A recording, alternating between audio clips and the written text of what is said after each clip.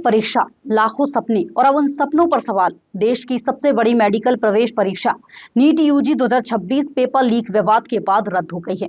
इसके विरोध में राजधानी भोपाल में कांग्रेस समर्थित छात्र संगठन एनएसयूआई सड़कों पर उतर आया। एमपी नगर स्थित कोचिंग सेंटर के बाहर हुए प्रदर्शन में बड़ी संख्या में छात्र छात्राएं शामिल हुए। इस दौरान केंद्रीय शिक्षा मंत्री धर्मेंद्र प्रधान का पुतला दहन कर सरकार के खिलाफ जमकर नारेबाजी की गई। छात्रों का कहना है कि महीनों की मेहनत के बाद परीक्षा रद्द होने से वे मानसिक तनाव में हैं और सरकार को जल्द दोबारा परीक्षा करानी चाहिए। देश के छात्रों के भविष्य के साथ निरंतर खिलवाड़ किया जा रहा है। सर बहुत गलत हुआ हमारे साथ। सर अब हमें नहीं पता चल रहा कि हम क्या करें। एनटीए भी कुछ नहीं कर रहा सर क्या करें, हमें कुछ समझ में नहीं आ रहा। नीट यूजी 2026 परीक्षा रद्द होने के बाद छात्रों और अभिभावकों में नाराजगी लगातार बढ़ती जा रही है। भोपाल में एनएसयूआई ने पेपर लीक मामले को लेकर विरोध प्रदर्शन किया और पूरे मामले की न्यायिक जांच सुप्रीम कोर्ट के रिटायर्ड जज की निगरानी में कराने की मांग उठाई।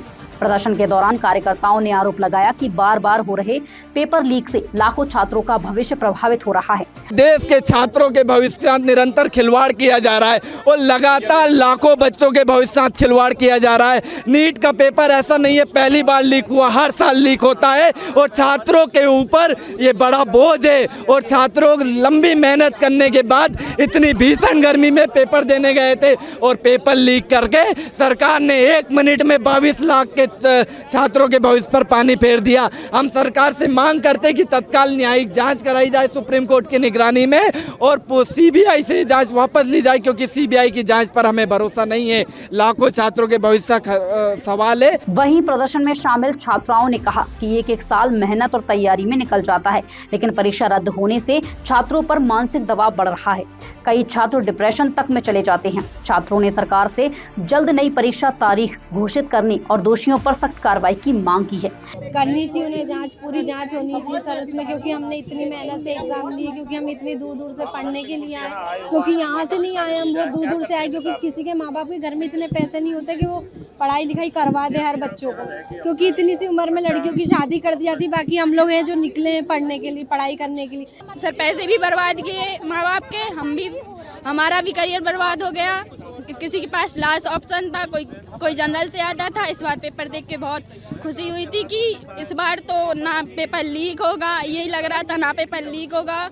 उसकी सर सामने से बॉन्डिंग भी आई थी कि इस बार कुछ गलत नहीं होगा। सर आप लोगों ने नोटिफिकेशन देखा होगा, स्कूल टेस्ट नहीं है ये, तो सर ने उन्होंने बोला था, लेकिन सर इस बार सच में हो गया। स्कूल टेस्ट लीक नहीं होता सर, एनटीए का पेपर लीक हो गया, नीट का पेपर लीक हो गया। सर कोई ऑप्शन समझ में नहीं आ रहा क्या। जांच एजेंसियों के मुताबिक पेपर लीक नेटवर्क के तार कई राज्यों से जुड़े मिले हैं। शुरुआती जांच में सामने आया है कि बायोलॉजी और केमिस्ट्री के कई सवाल परीक्षा से पहले ही नकल गैंग तक पहुंच गए थे।